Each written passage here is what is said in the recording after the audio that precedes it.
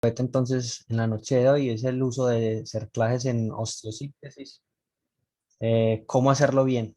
Pues esta charla es importante porque aunque los cerclajes, o como frecuentemente escucha uno que lo llaman un cerclajito, pues es un procedimiento que se ha utilizado desde hace mucho tiempo en la ortopedia.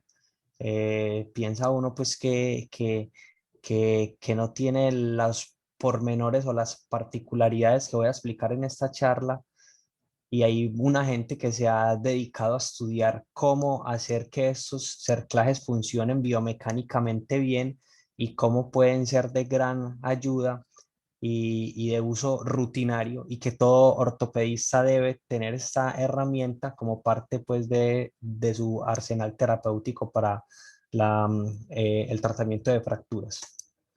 Entonces, los objetivos de esta charla son responder estas tres, cuatro preguntas.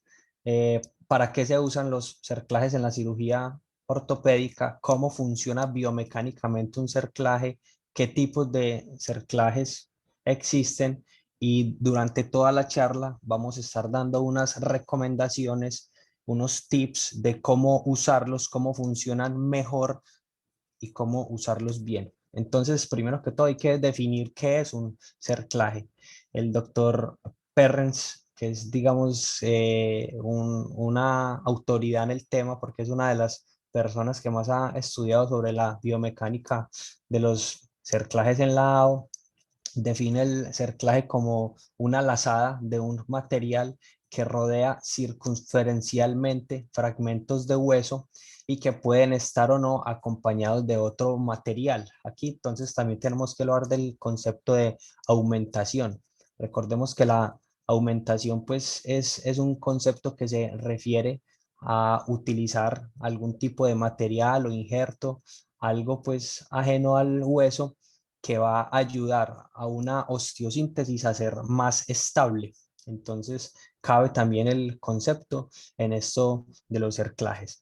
¿Cuándo podemos utilizar un cerclaje? Y aquí es importante, no solamente los cerclajes o los alambres los utilizamos en lo que estamos viendo a la derecha, que se hace frecuentemente como los obenques, en donde funcionan como un dispositivo de fijación, sino que también, como lo vemos a la izquierda, lo podemos utilizar como dispositivos que nos ayudan a realizar reducciones de otro tipo de fracturas. O sea, en la fractura de la izquierda, el cerclaje no está cumpliendo una función de fijación en la cual la tensión no es, digamos, la misma que necesitamos como en la reducción de la derecha, en donde la compresión y la fijación de nuestra fractura va a depender casi que exclusivamente de la tensión que mantenga nuestro cerclaje.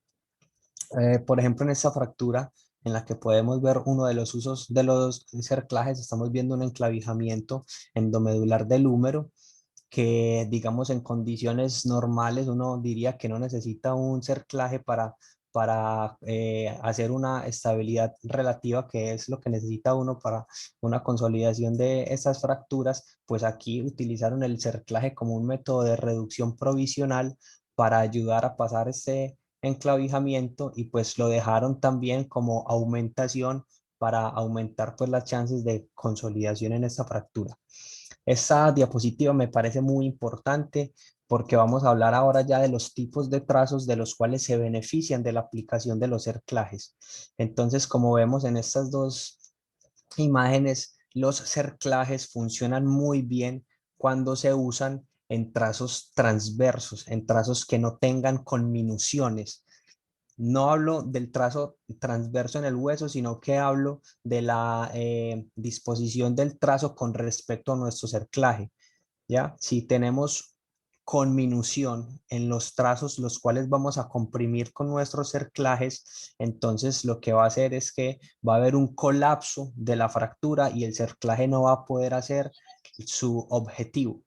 Entonces, como lo vemos en el obenque de olecranon, que vemos en la región inferior, necesitamos de trazos articulares y que no sean, y colocar el cerclaje lo más eh, perpendicular a la línea de fractura para que pueda cumplir su función. Asimismo, funcionan en los trazos que tengamos para hacer aumentación en otros huesos, en los cuales pues si hay mucha conminución en los trazos que queremos comprimir con nuestros cerclajes, pues lo que vamos a hacer es colapsar nuestras fracturas.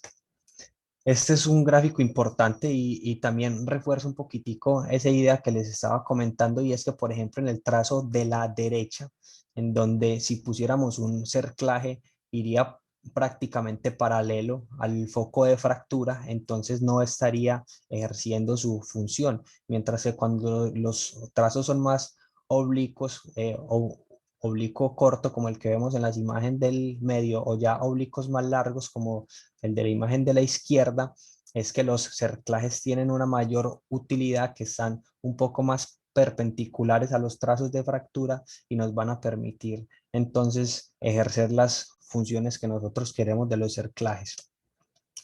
Y este es un mensaje importante, y es que entonces, entendiendo que tenemos que saber bien a qué tipo de fractura nos estamos enfrentando y cómo vamos a utilizar nuestros cerclajes, pues el planeamiento prequirúrgico pues es importantísimo para saber si vamos a necesitar o no un cerclaje y en qué parte de nuestra fractura nos va a ser conveniente utilizar cerclajes. Entonces aquí pues el planeamiento y la modelación 3D, o sea, el software que se esté utilizando para hacer planeamiento, pues nos puede ayudar a identificar el tipo de trazo al cual nos estamos enfrentando y ver si vamos o no a utilizar este tipo de dispositivos. Normalmente los cerclajes se han utilizado en estas dos tipos de materiales. El que vemos a la izquierda es lo que comúnmente se llama como cable, mientras que a la derecha estamos viendo el alambre. ¿Qué diferencias tienen? Que el cable eh, no se tensa doblando sobre su propio eje como lo hace, por ejemplo, el alambre, sino que lo hace por medio de estos crimps o sunchos, que son los que generan la compresión cuando ya terminamos nuestra lazada. Y eso tiene también unas particularidades y que afecta un poquitico nuestras incisiones y la superficie de compresión que va a generar nuestro dispositivo contra el hueso, y ya lo vamos a ver más adelante. Entonces, pues viendo pues que el cerclaje tiene tantas cualidades y que nos puede ayudar tanto, se pregunta uno por qué no ha sido, digamos, enseñado como parte del arsenal terapéutico, como piensa uno que debería ser utilizado. Y la razón es que los cerclajes tenían un mito grande, y como lo muestro ahí entre comillas, pues había una creencia popular que los cerclajes estrangulan la circulación perióstica y entonces aumentaban el riesgo de complicaciones como pérdida de la reducción de fractura, aflojamientos, no uniones. Entonces, pues a raíz de eso, pues se han salido algunos artículos que quieren desmentir esto, y pues en cabeza del doctor Perrens son pues los artículos más grandes que han salido sobre este tema. Entonces, cuando uno se imagina la irrigación perióstica del fémur, uno imagina una imagen como esta, en las cuales piensa uno que la disposición de todos los vasos son así longitudinales como lo estamos observando en la imagen. Entonces se hace uno a la idea de que si pone un cerclaje ahí, pues vas a afectar ostensiblemente la circulación a toda la cortical, y que el periósteo va a sufrir un daño irreparable, porque si uno lo piensa pues como en la imagen que estamos observando ahí, pues va a haber poquitas posibilidades para que ese periósteo se nutra, pero realmente pues hay unos estudios anatómicos bacanos importantes en los que demuestran que la circulación es diferente a lo que estábamos viendo ahí en esa imagen, y es que la circulación perióstica no solamente depende de estos arteriolas y venas periósticas, sino que las inserciones musculares en el hueso también tienen una fuente muy importante para la nutrición en el periósteo. Y la particularidad que tienen estos vasos musculares es que vienen en una disposición radiada, vienen en una disposición horizontal, más no longitudinal. Entonces, por ejemplo, en este gráfico, espérate, yo uso aquí el punterito. Este circulito que vemos en rojo asemeja más o menos cómo se comportaría un cerclaje. Entonces, como ven, el cerclaje no está obstruyendo aquí ningún tipo de fibra de vaso longitudinal, sino que como estos vienen en disposición radiada, pues la afectación en el periósteo es mínima e incluso nula. Lo otro es que la circulación del periósteo también viene de capilares que vienen también de la circulación endóstica. Entonces, pues de pronto es un mito de que cuando nosotros colocamos un cerclaje estamos literalmente estrangulando el hueso. Esta es otra imagen en la que se puede ver entonces la circulación radiada y la circulación compartida que tiene el periósteo, no solamente de los vasos periosteales, sino de los vasos que vienen de de los músculos y de la circulación endostal. Este es un estudio que me parece pues, que es importante y refuerza todas estas ideas. Es un estudio del 2003, es un estudio cadavérico. Utilizaron 18 cadáveres y los dividieron en tres. A cada cadáver le utilizaron uno de los fémures para aplicar cerclajes y el control de ese cerclaje fue el fémur contralateral. Entonces, los tres grupos fueron diferentes porque aplicaron cerclajes a diferentes niveles en el hueso. En unos lo hicieron en el tercio proximal, en otros lo hicieron en el tercio medio y en otros hicieron los cerclajes en el tercio distal. ¿Y qué fue lo que hicieron? Inyectaron medio de contraste y compararon las arteriografías entre los fémures a los que se le había hecho el cerclaje y a los fémures control del mismo paciente contralateral, pues tuvieron en cuenta que fueran pacientes que no tenían alteraciones vasculares, utilizaron pacientes de múltiples edades. ¿Y qué encontraron ellos? Que no habían encontrado ningún tipo de lesiones en la arteria femoral superficial, que es lo que estaban buscando ellos. Lesiones en la arteria femoral superficial, en la arteria femoral profunda y las arterias perforantes. Entonces encontraron que no hay en los 18 cadáveres que se aplicaron cerclajes a los tres niveles, ninguno tuvo lesiones de la arteria femoral superficial. Solamente uno de los 18 pacientes tuvo lesión de la arteria femoral profunda. El 76% de los pacientes quedaron con sus arterias perforantes intactas y de los que estaban ocluidas por los cerclajes, todas reperfundieron por las anastomosis de las otras perforantes.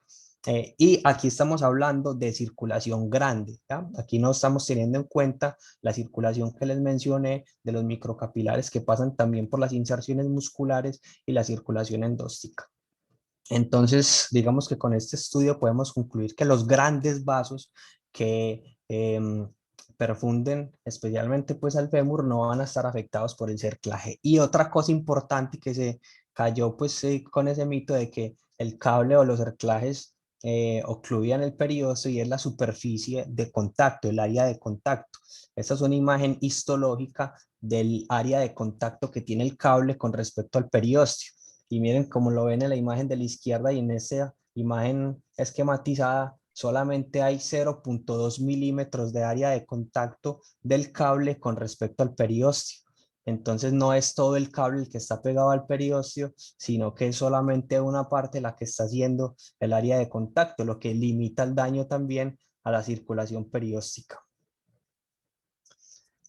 Entonces ya pasando pues a otros temas más biomecánicos, y es que esta diapositiva me parece también relevante, y es que qué tipo de estabilidad nos da un cerclaje, y creo que lo estábamos hablando en una de las juntas, y pues aquí hay un concepto nuevo para mí, y es que no todos se encasillan en estabilidad relativa y estabilidad absoluta. Este se ha denominado como un tercer tipo de estabilidad y se llama loose lock stability. o se puede también en español, como la traducción es estabilidad de bloqueo suelto. Y es que el cerclaje se comporta en algunos momentos como estabilidad relativa cuando, y posteriormente, cuando sucede este fenómeno del engage, se comporta como una estabilidad absoluta. ¿Cómo así? Cuando uno pone un cerclaje, el cerclaje permite movilidad, especialmente bajo la carga. Cuando el paciente apoya, cuando se genera movimiento, el cerclaje actúa como si fuera una estabilidad relativa. Sin embargo, cuando empieza el fenómeno de consolidación o engage o encuadre, cuando los fragmentos óseos, digamos, ya van a quedar en una posición final, el cerclaje limita el movimiento y genera una rigidez que impide el desplazamiento de los fragmentos y actúa como un dispositivo de estabilidad absoluta. No solamente los cerclajes tienen esa estabilidad, sino que, por ejemplo, cuando uno utiliza un bloqueo en algunos clavos también se habla de que utilizan este tipo de estabilidad y que no todo es estabilidad relativa o estabilidad absoluta, sino que un implante como estos se puede comportar de las dos maneras dependiendo en el proceso de consolidación en el cual se encuentre nuestra fractura. Y vamos a hablar entonces ya de algunas otras particularidades sobre los cerclajes, de cómo hacer un cerclaje para que nos quede pues de biomecánicamente funcionando lo mejor que se pueda. Entonces hay un principio importante y es que después de que uno pone un cerclaje, lo dobla o lo tensa en caso de que sea un cable y lo dobla o le pone el crimp en caso de que sea un cable, estos van a perder tensión. Estos van a perder tensión. Entonces, este primer gráfico es un comparativo entre los diferentes diámetros entre un cable de 1 milímetro y alambres de 1 milímetro, 1,5, 1,25 y 1,5 milímetros. Normalmente cuando uno pide alambre quirúrgico, lo que le llevan a uno es cable de 1,25, ya que es como el más utilizado. Pero entonces el cable, vamos a ver aquí que empieza a dominar pues con respecto a tensión, y es que el cable, después de ser tensado y después de ponerle el crimp o el suncho, es el que más conserva tensión después de hacer estos dos movimientos, mientras que, por ejemplo, los alambres, depende del diámetro también, después de hacer los giros y doblarlos, pierden algo de tensión, especialmente después de ser doblados. El cable de 1,5 es el que más conserva tracción después de ser doblado, pero miren que también pierde mucha tensión después de ser doblado. Entonces, pues hay una cosa que es importante y es cómo se debe doblar. Eh, eh, Perdón, cómo el cerclaje debe aparecer a nuestra vista, cómo se debe deformar cuando nosotros estamos tensando y girando un alambre. Entonces, estos son los tres tipos de deformidad que nos puede dar un alambre quirúrgico cuando lo estamos doblando. Esto que ven a la izquierda se llama una deformidad plástica. Cuando no logramos el contacto del alambre contra nuestra cortical ósea, a pesar de estar haciendo los giros, estamos obteniendo una deformidad elástica. Y eso es lo que menos conserva tensión después de nosotros haber terminado los giros de nuestro alambre. Miren que conserva solamente de 50 newtons después de hacer nuestros giros. Esto es una deformidad plástica y es lo que uno quisiera ver cuando uno está haciendo el tensado y la aplicación del cerclaje. Miren que ya se está pegando completamente a la cortical, y este fenómeno puede pasar también, que cuando se está girando y tensando en alambre, este puede romperse. Cuando se rompe después de haber generado deformidad plástica, incluso ese tiene mayor capacidad para mantener la tensión, porque el doblado, como lo habíamos mencionado, el doblado también hace que el cerclaje pierda tensión. ¿Y cómo entonces logramos la deformidad plástica cuando estamos haciendo el cerclaje con el alambre? Y es haciendo tracción. A medida que vamos haciendo los giros, y esta imagen es muy ilustrativa, hay que hacer tensión, porque logramos que, como ven en la imagen de arriba, cuando no estamos haciendo una buena tracción, a medida que vamos haciendo los giros, uno de los alambres empieza a enrollar sobre el otro.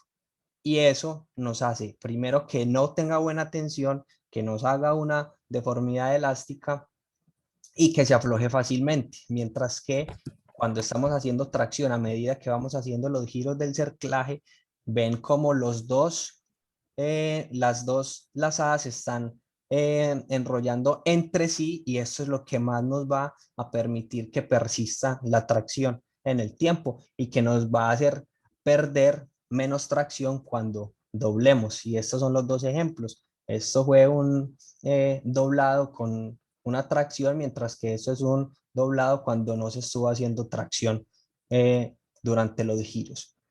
Entonces, como ya vimos, a pesar de hacer unos buenos giros, cuando doblamos se pierde, sí o sí, se pierde tensión. Entonces, este gráfico muestra diferentes formas de doblar el alambre quirúrgico y cómo se pierde más tensión y cómo se conserva un poco más la tensión. Entonces, en el gráfico A vemos que este alambre lo están doblando en contra de las manecillas del reloj y están haciendo tres tipos de doblados. Uno es hacia adelante, como lo están haciendo entonces en contra de las manecillas del reloj, doblan para ese mismo lado, que es el que representa aquí en B, el cerclaje. Y como lo ven acá, esta es digamos, la forma de doblarlo que más preserva tensión, que más o menos preserva el 50% de la tensión en el alambre. Mientras que la imagen tipo C, que están doblando para el otro lado, o sea, que lo están haciendo hacia atrás. Miren aquí incluso como se ve esta lazadita azul, en la cual se ve que está perdiendo mucho más tensión y que se va a aflojar rápidamente. Miren que conserva solamente el 10% de la tensión y pues es un cerclaje que se va a aflojar. La otra opción y buena opción es perpendicular, o sea, hacia arriba, o sea, hacia abajo, con respecto pues a la dirección de nuestro cerclaje. Y mira que conserva también más o menos el 50% de la tensión. Entonces miren que detalles que uno ve como insignificantes, porque cuando uno está haciendo uno ven que pues si no tiene esta información, pues uno lo dobla al lado que más fácil se le haga o que menos le vaya a molestar al paciente, pero hay que hacerlo conscientemente de hacia dónde estamos doblando el cerclaje, porque de eso va a depender la tensión resultante. Y esto también es importantísimo porque después de haberlo doblado, cuando cortamos el alambre también perdemos tensión. Entonces estos son tres tipos de corte y donde se ven cuáles son los cortes que me conservan más tensión.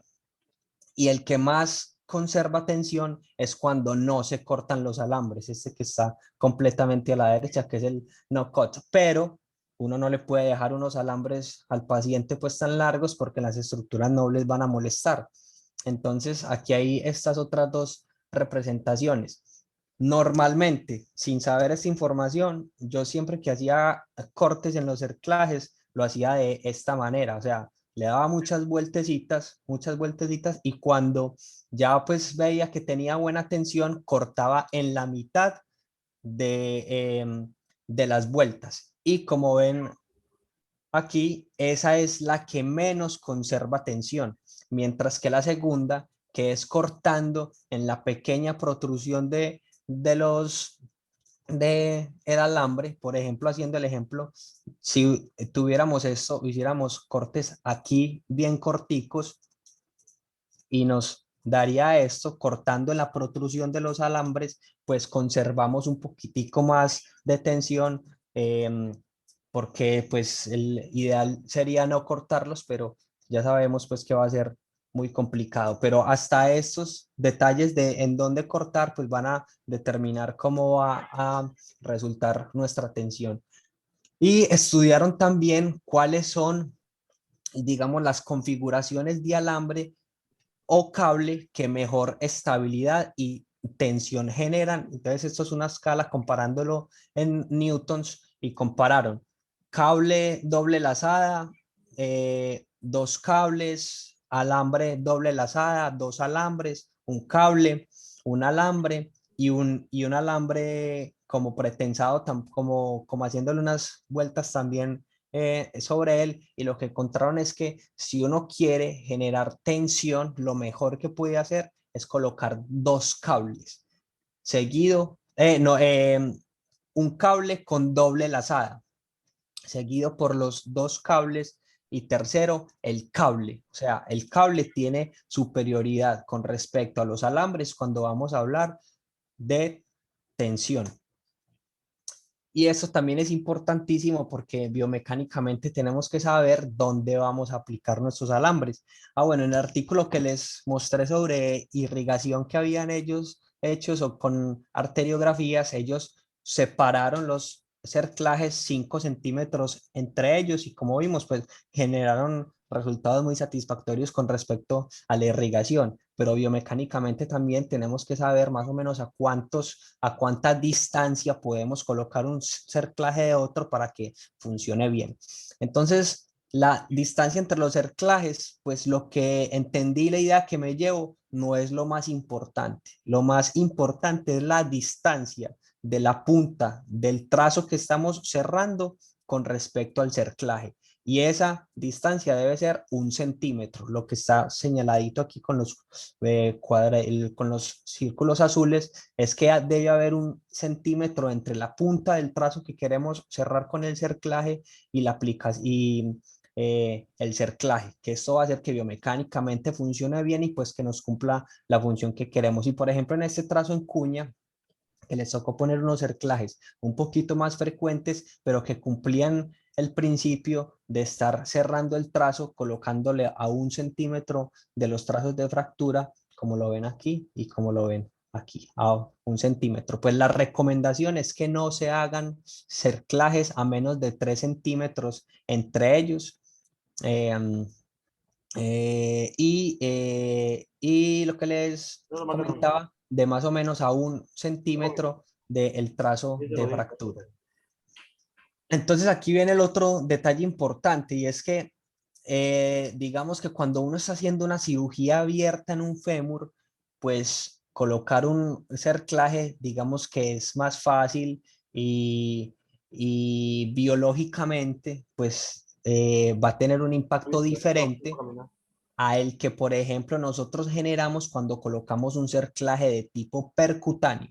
El cerclaje percutáneo es, digamos que, la técnica que mejor aporta biología y pues que tiende a disminuir la lesión de tejidos blandos que vamos a generar cuando estamos pasando el cerclaje. Eso es un pasador de cerclaje convencional, que es el que se utiliza en la cirugía abierta o que hay que abrir mucho para uno poder pasar un cerclaje. Y este tipo de pasador pues genera una lesión mayor a los tejidos blandos que el que generamos con esta otra herramienta. Esto que estamos viendo aquí es un pasador de cerclaje de la AO, es un pasador de cerclaje diseñado para pasar los cerclajes de manera percutánea.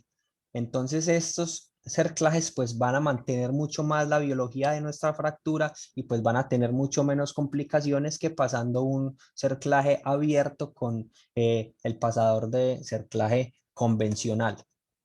Y esta gráfica muestra muy bien pues la diferencia de lesión de tejidos o de espacio que tenemos que tener para poner un cerclaje con un pasador convencional, o cuando tenemos un pasador de cerclaje cerclaje percutáneo, en donde vemos pues que la lesión de los tejidos blandos y el espacio que necesitamos para pasar el cerclaje es mucho menor. En ambos tipos de pasos de cerclaje, pues se debe tener muy en cuenta que siempre se debe pasar el cerclaje lo más cerca al hueso que se pueda, y cuando, por ejemplo, con este pasador de cerclaje, funciona dividiéndolo en dos. Esto se desarma, se pasa primero el cerclaje inferior, de ahí se genera tracción, y es importante generar la tracción para pegarse lo más que se pueda a la cortical opuesta del cual se está haciendo el cerclaje y evitar la compresión de grandes vasos. Entonces, esta es una imagen de cómo están con este tipo de pasador de cerclaje, haciendo un cerclaje en fémur.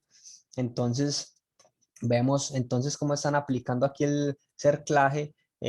Pues ya este es cuando ya están las dos lazadas de alambre que se pasan pues por ese corredero que le genera el cerclaje. Aquí ya están haciendo el doblado y el tensado, pero esa foto era para que vieran pues la incisión tan pequeña y cómo se respetan los tejidos blandos haciendo este tipo de cerclajes Tampoco lo percutáneos. estaba utilizando, vos.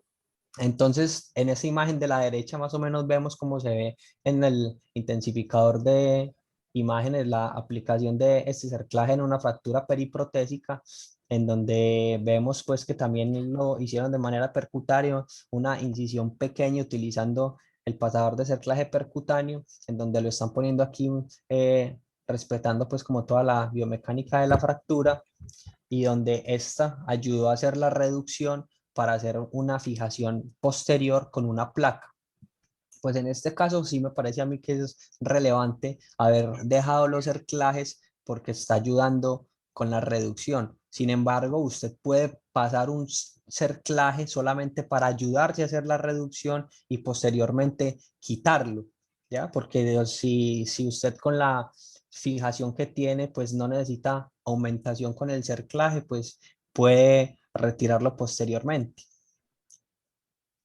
Hay otros tipos de cerclaje. Este, por ejemplo, me pareció muy interesante cuando estuve en Montería con el profe Pereira. Utilizamos bastante ese cerclaje. Este cerclaje pues genera excelente tensión, genera buena fuerza. Y como lo ven, pues aquí es una comparación de este tipo de cerclajes con cerclajes convencionales con cable y otras marcas comerciales, y pues es el que genera mayor tensión.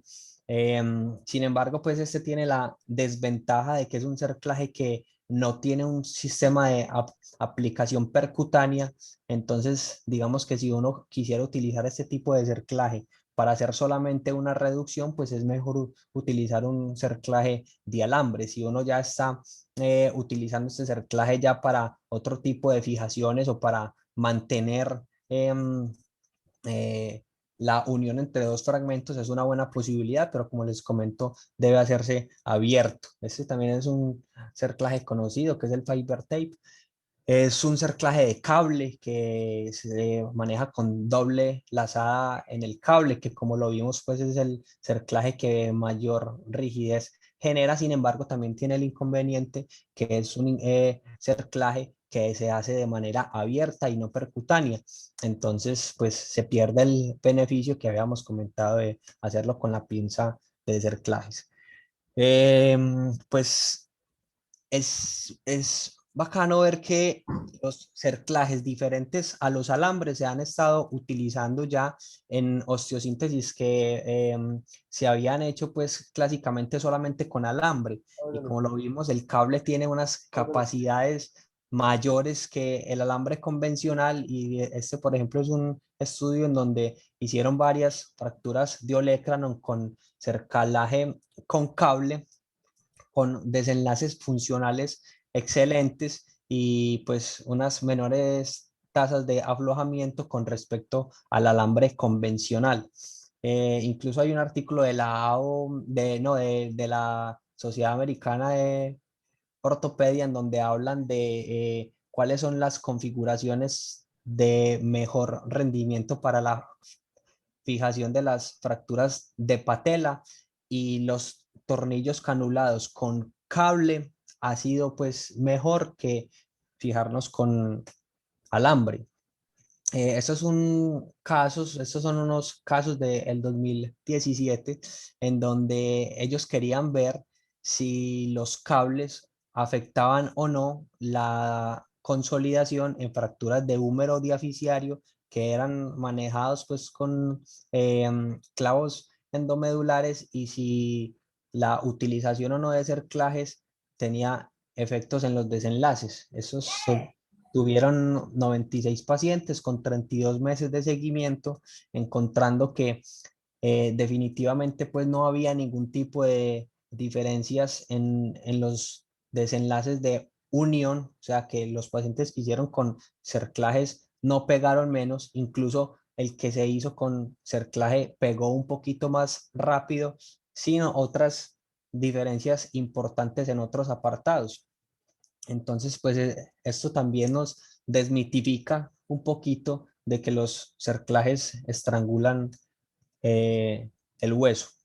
Estos otros casos, pues en los cuales uno puede utilizar cerclajes, hay una tendencia grande y lo vi pues en algunos artículos y es que hay autores que recomiendan que las fracturas intertrocantéricas en pacientes jóvenes no solamente deben tener una muy buena aplicación del clavo o del DHS o lo que se vaya a preferir, sino que necesitan digamos, cercanía entre los fragmentos. Entonces, pues este doctor en este artículo quiso describir cómo no solamente hacer una buena aplicación del clavo era importante, sino que después de hacer una buena reducción en la mesa de fracturas, utilizaban cerclajes para mantener los fragmentos lo más cerca que se pudieran y se ayudaba para la osteosíntesis y reportaban mejores consolidaciones.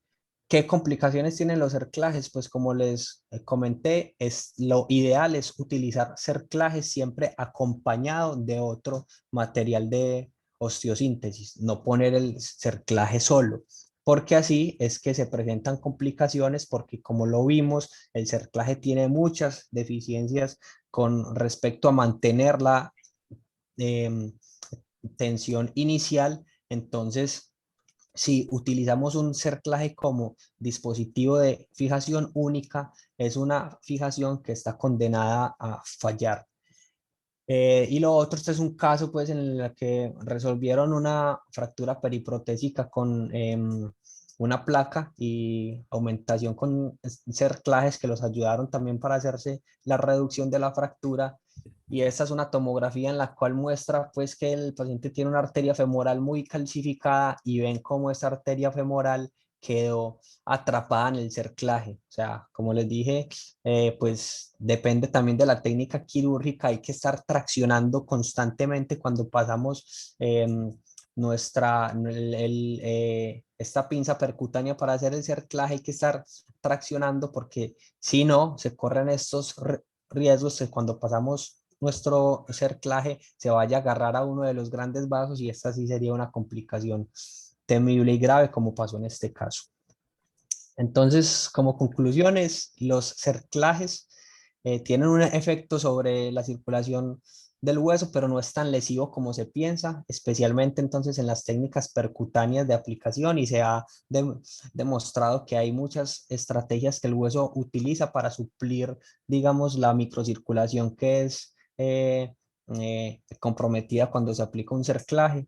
El cable tiene unas propiedades mecánicas superiores al alambre. Sin embargo, si cuando uno está utilizando alambre, lo que quiere es ayuda para la reducción y aumentación en la fijación, el alambre continúa siendo una herramienta que debe estar en el arsenal terapéutico. Para hacer un buen cerclaje percutáneo es importante tener la herramienta adecuada, o sea, eh, no se puede con un pasador de cable convencional y los cables y alambres bien aplicados conservan la mayor cantidad de tensión posible para cumplir con las funciones que se requieren. Eso en función de en dónde cortarlo, cómo ponerlo, cómo doblarlo, la deformidad plástica, la tensión que estamos haciendo en el alambre, pues todos esos detalles hacen que el alambre funcione mejor. Y listo. Muchas gracias.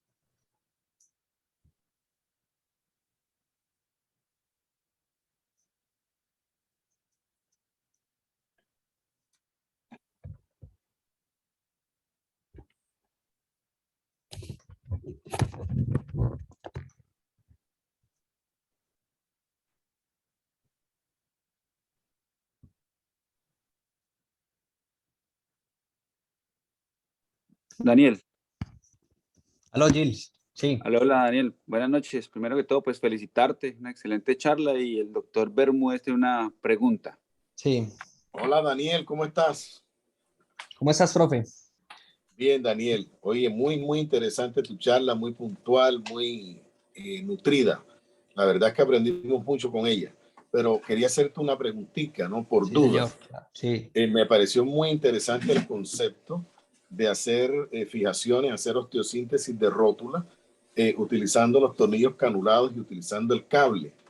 Pero la pregunta mía es, ¿hay casos muy seleccionados, ¿no? Para hacerlo, porque de pronto, tal vez utilizando la técnica, pues produciríamos un colapso, sobre todo cuando son multifragmentarias, cuando son muy inestables. ¿Tú qué piensas? Totalmente, profe. Sí, pues yo creo que una de las indicaciones para uno considerar cualquier tipo de cerclajes en las rótulas es tener un trazo transverso. Es tener un trazo transverso. Cuando tenemos conminución en el trazo, pues un principio Diobenque que se beneficia de las fuerzas de tensión para generar compresión funciona bien solamente cuando estamos enfrentados a trazos transversos. Si uno tiene un trazo con minuto, pues, profe, yo creo que una placa sería pues el dispositivo ideal para resolver esas fracturas. En los trazos transversos creo que no va bien ni alambre, en los trazos con minutos no va bien ni alambre ni cable.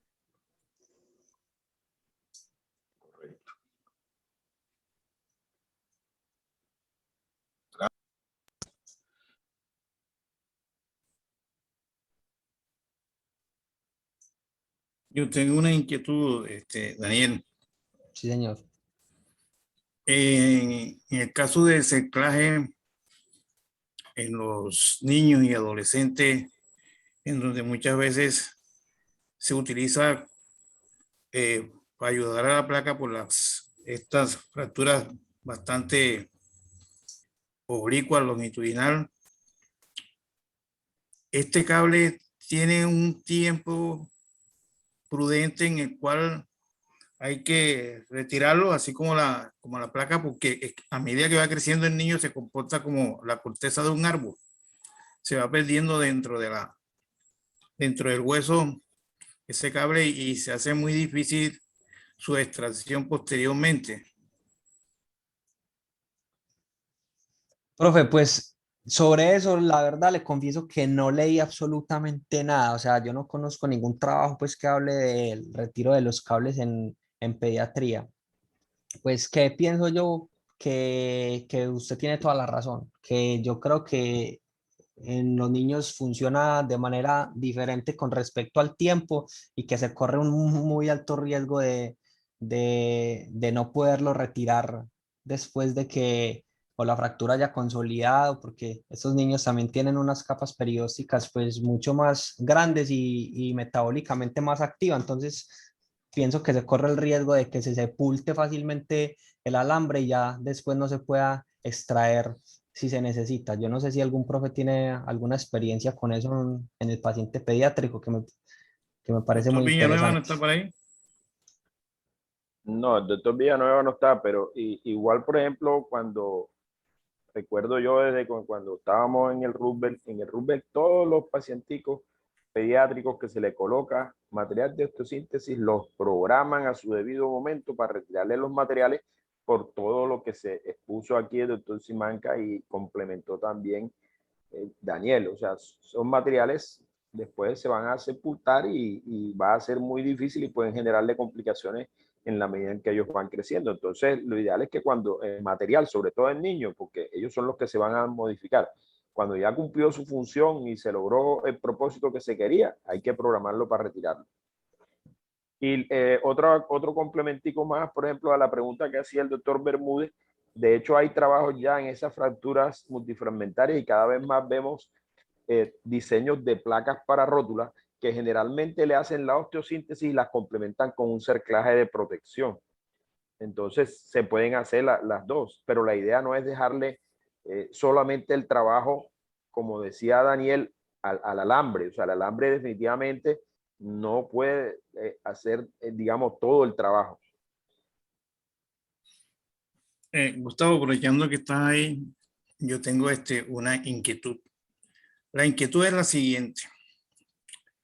Pues porque he leído algo en la literatura sobre la fijación externa con los irízaros. Los irízaros, por lo regular, el elemento que se utiliza es de 1.5 o 1.8, los cuales se tensan para dar una buena estabilidad y así proseguir si se va a hacer un alargamiento óseo, una transportación, que lo ideal es que estos no pierdan la tensión.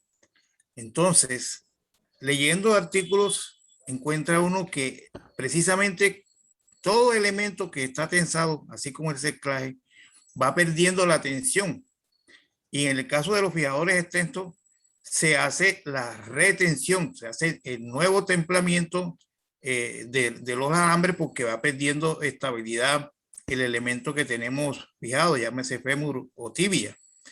En el caso de los alambres, yo pienso que también, independiente del tipo de enhebrado que se haga al enrollar el cerclado, hay una tensión que se va perdiendo con el tiempo. De tu experiencia, Gustavo, ¿esto te ha sucedido?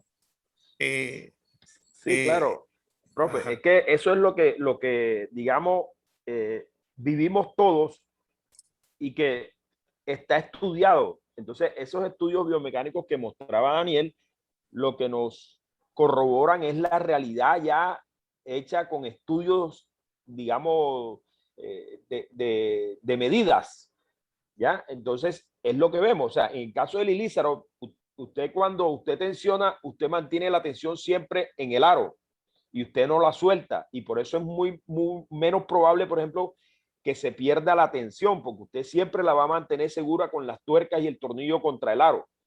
Acá cuando nosotros cortamos el alambre, es lo que dicen, se pierde algo de tensión y dependiendo de donde sea el corte, la pérdida de esa tensión es mucho mayor. Si nosotros pudiéramos dejarle, por ejemplo, cuando nosotros hacemos el tensado del alambre y el entorchado y el tensado, si le pudiéramos dejar en el extremo, por ejemplo, un hombre solo, fijo permanentemente, muy probablemente se perdería mucha menos tensión.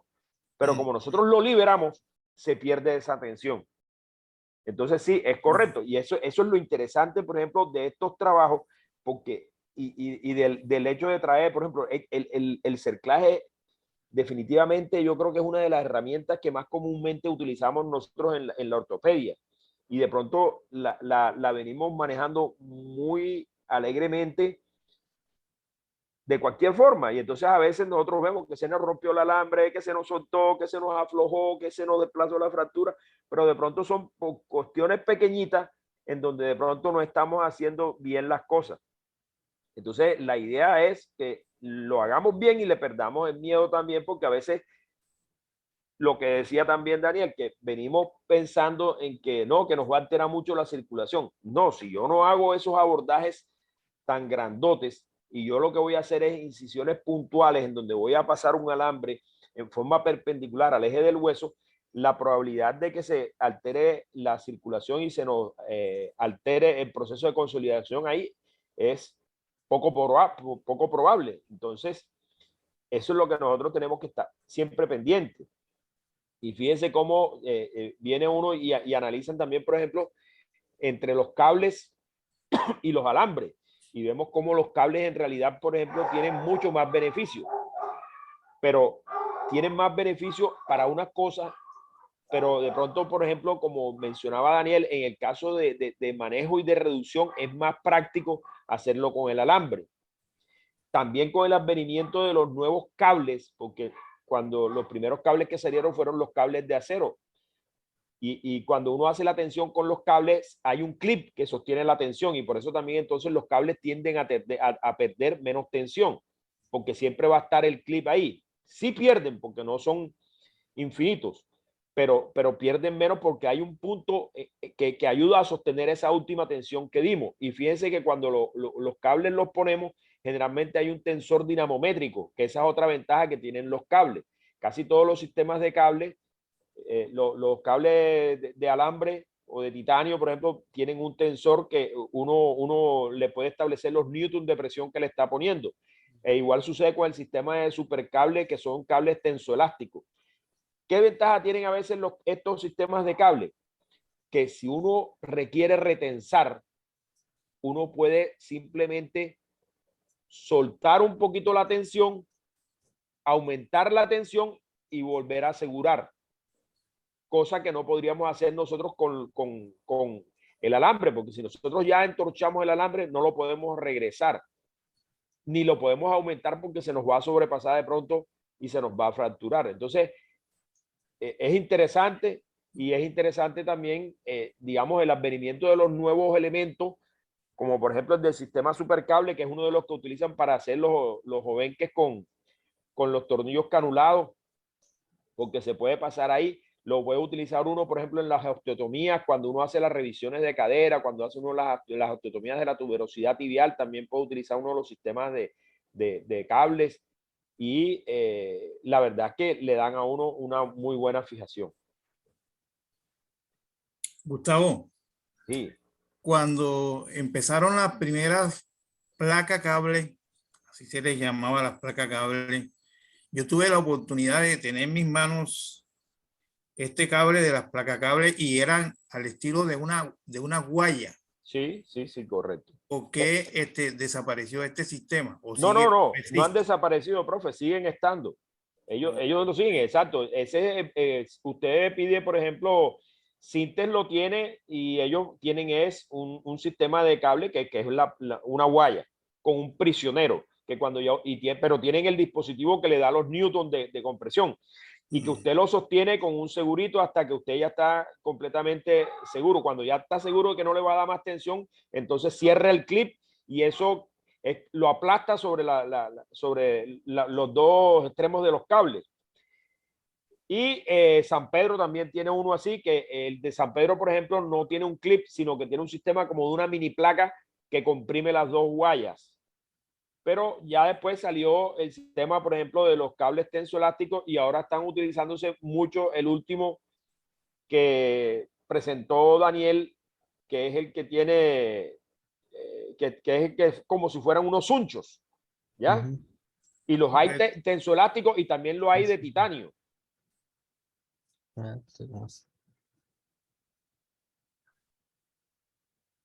Ese. Y es que cuando tú haces, por ejemplo, fíjate, el otro que pasaste tú ahí, el del Fiber Tape, por ejemplo, el sistema de Fiber Tape, por ejemplo, cuando tú tienes los elementos correctos, el sistema de Dog Bone Bottom o el Tight Rope que utilizas tú, por ejemplo, para hacer la lesión de la sindesmosis o para hacer la luxación acromioclavicular, prácticamente es un sistema de cerclaje, pero que lo están haciendo con un sistema de esto, y tienen unas mini placas que cuando tú haces la tensión, el elemento queda trabado, y eso no se te pierde la corrección. E inclusive tienen ventaja a veces, porque algunos de esos los puedes hacer hasta artroscópico, y otros los puedes hacer, el de Tight Rope, por ejemplo, que haces tú para la sindesmosis, lo haces percutáneo. Entonces, hoy en día, digamos que el principio de los cerclajes de alambre, por ejemplo, lo han ido mejorando, como hablábamos en otra charla. Dice que a veces son tratamientos y métodos que los van mejorando, y les van mejorando, por ejemplo, la tecnología. Pero sin embargo, sigue conservándose, por ejemplo, su principio y su valor, el uso del alambre bien hecho. O sea, no deja de tenerlo. Gustavo, perdona que sea tan intrometido. Gustavo, ¿tú te acuerdas en la época en que era una cirugía que la hacía el doctor Pedro Pereira? Era la osteotomía del trocante mayor en los reemplazos articulares. Pues cuando hacíamos la tensión de esta, era un corte que era oblicuo en el trocante. Sí. Y mientras, y uno tensionaba, creo que era el único que tenía un estribo de Kirchner pequeñito, para hacer la atención en este tipo de cirugía. Y esta cirugía le daban la atención al glúteo de acuerdo a lo que, como quisiera el cirujano. Es más, yo le aprendí a doctor Pereira, él hacía la osteotomía y rebosaba más hacia distal para darle mayor tensión al glúteo, al glúteo medio. O sea, Sí. En alguna revisión de tu paciente, porque fíjate que había mucha controversia entre la osteotomía y la no osteotomía del trocánter mayor. ¿Qué experiencia tuviste tú con este tipo de desanclaje en las revisiones, en las cirugías de revisiones, por ejemplo, Sí, de la claro. consolidación de ese trocánter? Claro, o sea, ese es, digamos que dependiendo de cómo se le presente a usted una revisión de cadera, puede ser necesario en algunos casos hacer una osteotomía tradicional de trocánter, o puede ser necesario hacer una osteotomía, por ejemplo, que es la que se hace hoy en día, que es la osteotomía ampliada, extendida, y en ambos casos usted va a necesitar, digamos, hacer cerclajes de alambre. De pronto, en la osteotomía del trocánter, usted tiene dos formas de hacerlo, que es las dos formas que diseñó, una Chanley y el otro Coventry. Entonces, tiene que uno que saber cómo colocar los alambres y en dónde van para poder hacer, digamos, el cerclaje de ese trocánter. Entonces, sí, eso es válido y es vigente. O sea, muchas veces ya en el acto quirúrgico, si usted no puede, por ejemplo, digamos, hacer una luxación adecuada para poder, digamos, exponer la prótesis y extraerla, le toca hacer una osteotomía y por ende tiene que hacer la osteosíntesis, y muchas veces la indicación es, y lo más sencillo, lo más práctico es hacerlo de pronto con un alambre, o de pronto, si es necesario hoy en día, también lo puede utilizar con los ganchos que hay, los sistemas de alambrado, de placas ganchos de trocánter y esas cosas.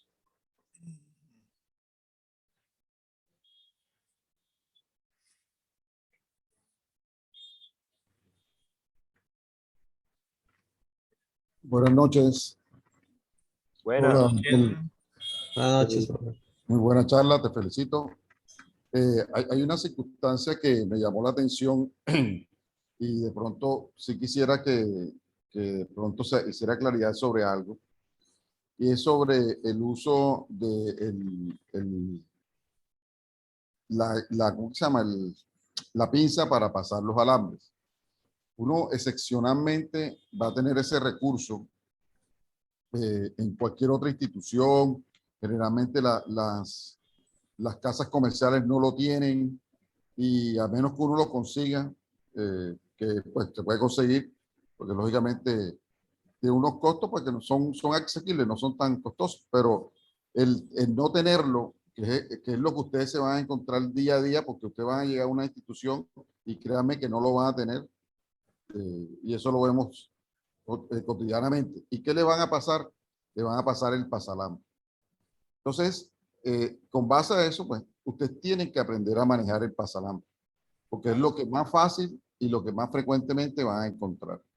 Y uno tiene que adaptarse a las circunstancias de lo que día a día ustedes van a manejar, porque si ustedes de pronto van solamente a pensar que van a tener este aparato que lógicamente simplifica mucho todo lo que es el concepto del alambrado del cerclaje y el paso del cerclaje, pues no lo van a tener a la mano, y esa es la realidad. Y yo creo que ustedes hacen un sondeo y muy poquitas personas van a tener pues oportunidad de poderlo utilizar. Yo te hago una pregunta: ¿cómo se pasa el pasalambre? ¿Qué encontraste tú sobre los tips que uno debe tener cuando uno va a pasar estos pasalambres? Bueno, profe, en primera medida, pues de acuerdo completamente. Yo ese otro dispositivo ni lo he visto en la vida alguna vez, entonces pues eso no está pues a la mano. Profe, bueno, los pasalambres es muy importante, y creo que la recomendación más crucial es estar siempre pegado a la cortical del hueso. O sea, uno empieza siempre con la cortical posterior, pues es la recomendación, y ir muy pegadito a hueso, ir siempre viendo como la parte inicial en donde va a empezar uno a hacer a pasar el alambre y ir pasándolo pues de posterior hacia la cortical opuesta, en donde se va a pasar el cerclaje, ahí hacer una especie de tensión para estar bien pegado a la cortical y, y ya pues terminar con la cortical anterior. Pues como lo mostré en la diapositiva, es muy bueno pues tener una buena visualización de las estructuras por donde está pasando este pasador. O sea, pues hacer esto pues con incisiones pequeñitas en los cuales no esté viendo uno por dónde está pasando, es un poquito más problemático y pues trae más riesgo de complicaciones. No sé, profe. No, exactamente, es así. Lo que pasa es que no en todas partes tú lo vas a pasar de abajo hacia arriba. En la parte proximal del fémur lo pasas como lo estás diciendo porque tú los vasos los tienes un poco más alejados. Cuando lo estás pasando en la parte distal del fémur, tienes que pasarlo al revés. Sobre todo si estás antes o después del canal de Hunter. Entonces, si estás antes del canal de Hunter, pues lo pasas como lo estás indicando tú. Ya. Si está el canal de Hunter, lo tienes que pasar de abajo hacia arriba, precisamente evitando la arteria que ya la tienes abajo. O sea, cuando ella pasa, el canal de Hunter se vuelve posterior. Entonces, hay que ubicarse con relación a la estructura que tú vas a poder lesionar y con base a eso, pues, que vas a pasar. Y lo otro, que siempre tengan en cuenta que cuando no van a usar alambre, sino que van a usar cualquiera de estos dispositivos, es la disposición de los daditos estos del supercable, de la lanzada, de lo que ustedes van a utilizar, que les quede cómodo para quedar de frente. Porque estos aparatos son muy exigentes y tú lo sabes muy bien, uno tiene que acomodarse totalmente de frente para que le dé la atención. Y si uno lo pone al revés, pues va pues, a pasar mucho trabajo con relación a eso. Entonces, también la disposición tridimensional de cuál alambre voy a pasar y por dónde lo voy a sacar. ¿Ya? Sí, Sí, exacto. Por eso es que la tendencia es que cuando uno va a utilizar los sistemas de cable, y es lo que dicen los autores, generalmente no es tan fácil pasarlo haciendo mínima invasión. Tú tienes que hacer incisioncitas un poco más grandes porque tú estás utilizando un dispositivo de un tensor que tiene que acoplar muy bien, como dice el doctor Pereira. Entonces, ahí de pronto no van a hacer la incisión de 1 centímetro, pero de pronto ustedes pueden hacer una incisión de 4 centímetros, que igual sigue siendo una incisión muy buena, que le va a permitir a usted trabajar, pero no es esa incisión, por ejemplo, de 10, 20 centímetros que de pronto puede no ser necesaria. Entonces, eso es lo que uno tiene que trabajar. Igual, por ejemplo, hay formas. El doctor Simanca tiene experiencia, por ejemplo, pasando una sierra de Gigli percutánea a través de la tibia con 2 pinzas de Moningham, ¿ya? Y un hiladillo. Y entonces con el hiladillo se lo amarra a la sierra de Gigli y la rescata. Entonces, igual se puede pasar también, se le hace una lazada, por ejemplo, al alambre y con el hiladillo se rescata. Entonces, fíjense que sí hay formas. Lo que hay es que mirar cómo es que se hace y ayudarse. Lo mismo puede hacer uno con los cerclajes. Ahí inclusive hay unos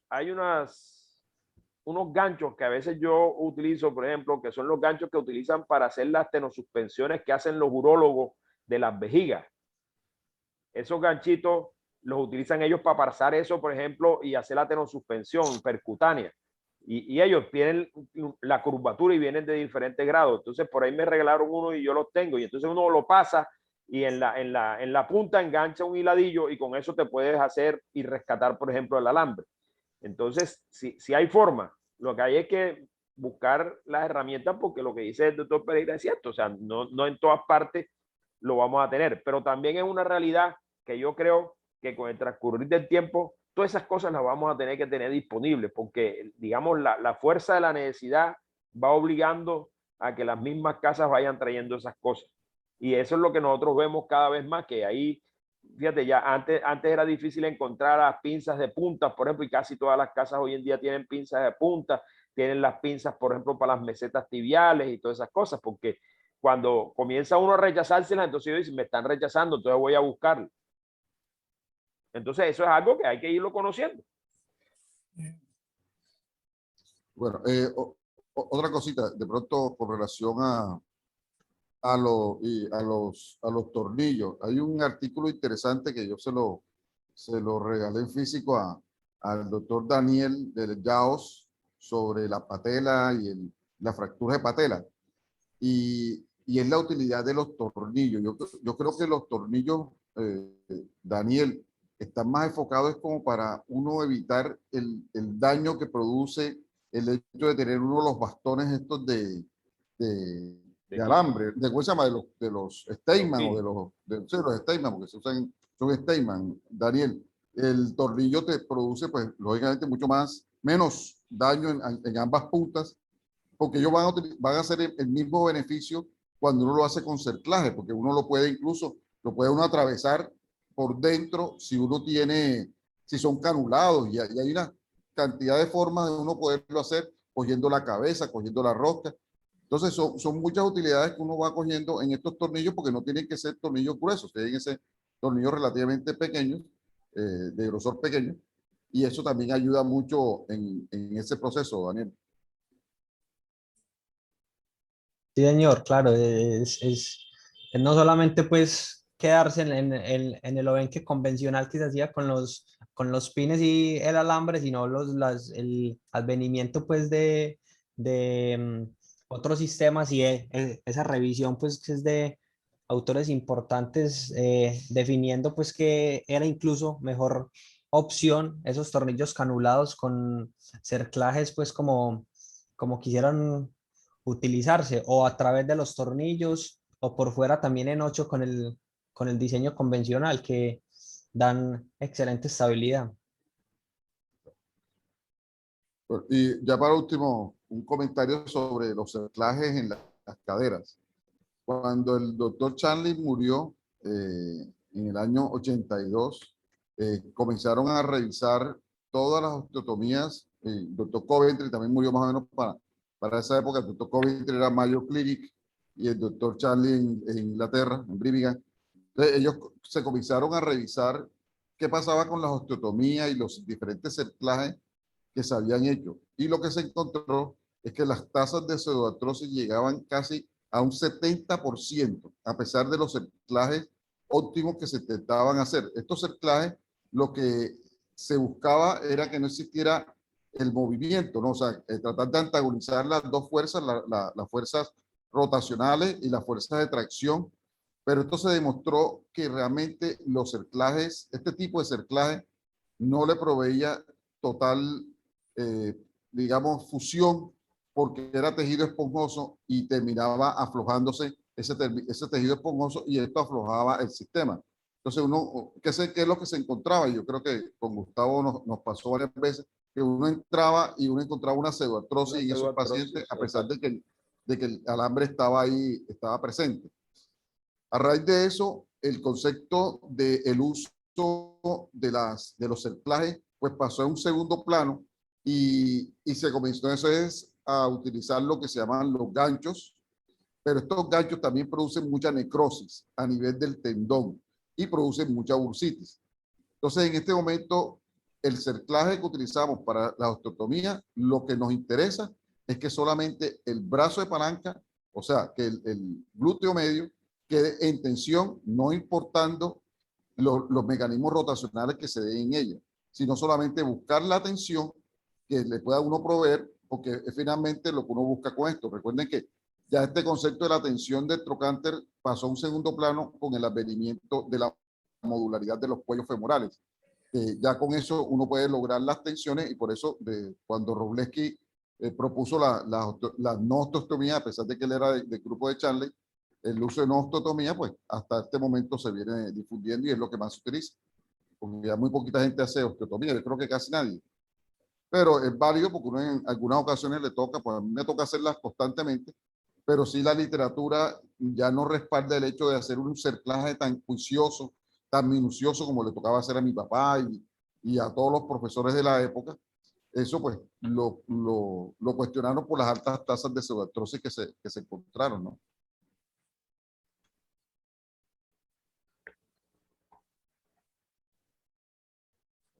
Ok. Interesante también. Daniel, digo, interesante una imagen que tú colocaste, no sé si puedes ampliar un poquito más ahí en casos de fracturas de cadera, que donde está la cuestión de los módulos en 3D.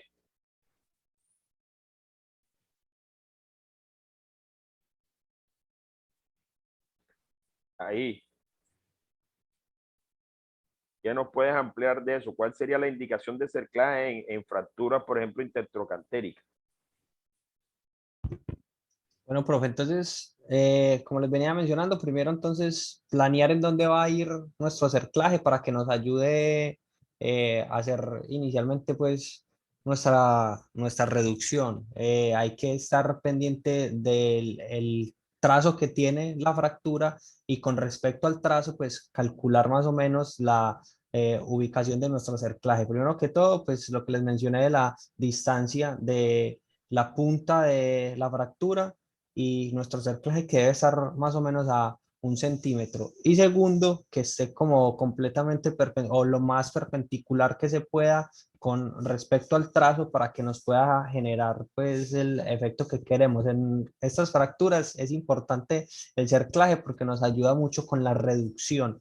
Entonces, especialmente pues en esas fracturas intertrocantéricas que tienen extensiones subtrocantéricas en donde en donde el trazo proximal tiende pues a ser mucho más inestable, entonces la reducción con la mesa va a ser más complicada, entonces el cerclaje es un instrumento de mucha ayuda para poder pasar nuestra guía y ya de ahí pues uno decide si deja el cerclaje o lo retira, pero para la reducción es importante en esos trazos. Sí, son básicamente, digamos, las dos situaciones esas. Dice, esas fracturas que tienen extensión metafisiaria, que comprometen, por ejemplo, que a veces uno cree que solamente la pared lateral, por ejemplo, es la parte proximal del trocánter. No, la pared lateral, como el 3DS que tienes ahí, por ejemplo, míralo, que tiene como un trazo invertido y se está extendiendo, eso te va a generar.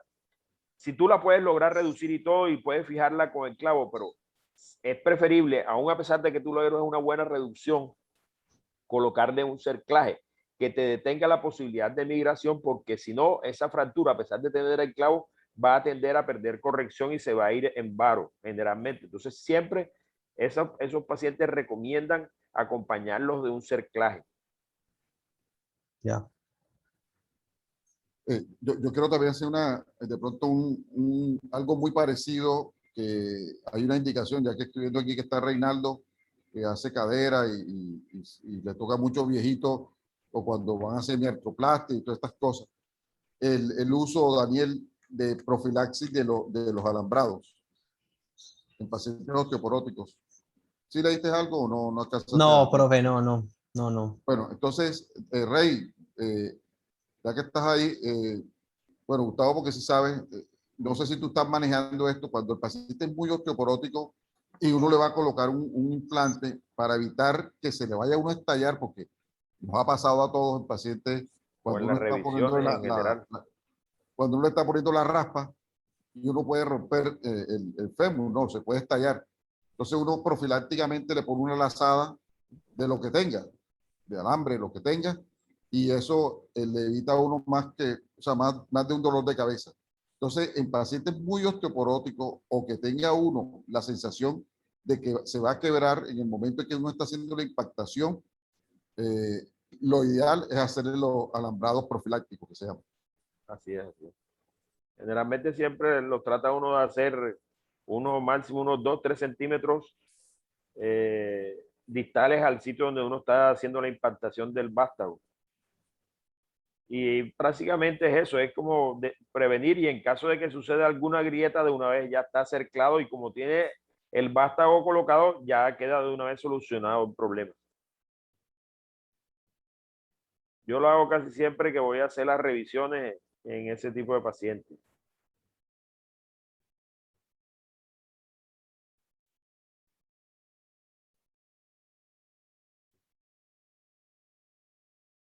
No, fíjense como un tema de pronto tan cotidiano que creemos a veces, digamos, tenerlo muy presente, y está todo cómo nos aporta información. Gustavo, un último consejito. Sí, Como señor. decía Carlos y como decías tú, tiene que llegar el momento en que nosotros contemos con todos estos elementos que nos Claro. facilitan la cirugía, nos facilitan este tipo de estrategias quirúrgicas. Pero por lo pronto, porque me pasó esta semana, cuando vayamos a hacer un cerclaje que uno lo planea o piensa que lo puede hacer, exigirle mínimamente a la casa ortopédica que nos mande las diferentes dimensiones de los pasalambres, porque a veces le mandan unos gigantescos que uno se va a encartar y finalmente los termina pasando con otro tipo de pinzas, como no debe ser. Entonces, por lo menos le exijamos a las casas ortopédicas que nos manden mínimamente las 3 dimensiones que tienen estos pasalambres. Sí, claro, que eso es lo que Acuerdo, ese es el doctor deber Bermúdez. ser. Yo afortunadamente, el viejo mío me dejó ahí unos 3 modelitos de diferentes tamaños y los tengo ahí. Cuando no me traen eso, los mando a sacar enseguida, las miradas debajo de la manga. Pero sí, totalmente de acuerdo, señor. Correcto. No, muy interesante el tema, muy bien presentado Sí, sí. y ojalá sigamos por esta senda. Muchas gracias. Bueno, no, ahí vamos. Bueno, entonces no hay más preguntas. No sé si alguno de los residentes tiene alguna otra cosa que quiera ampliar o aportar. Si no, nos podemos retirar por hoy.